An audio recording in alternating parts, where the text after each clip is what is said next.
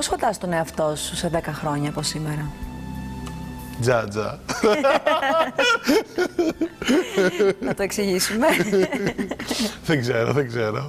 Τι να πω. Δεν σου αρέσει να σκέφτεσαι το αύριο? Ζεις πιο πολύ το σήμερα. Αυτό πρέπει να κάνουμε, να ζούμε το τώρα.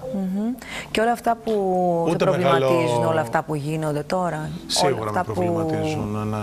Το πώς νιώθει είναι ο κόσμος. Η ατμόσφαιρα, η εποχή μας είναι λίγο πολύ πιεσμένη, θα έλεγα. Προβληματίζεσαι? Ναι, προβληματίζομαι.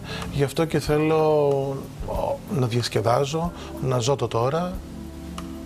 Αυτή είναι η αισιόδοξη πλευρά. Ναι. Δηλαδή στα δύσκολα. Βλέπεις γύρω μας ανθρώπους να αρρωσταίνουν.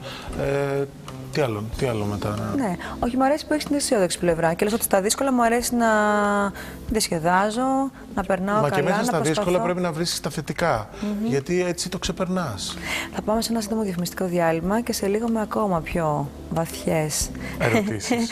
ερωτήσεις για τον Τρίφωνα, αλλά και μόδα.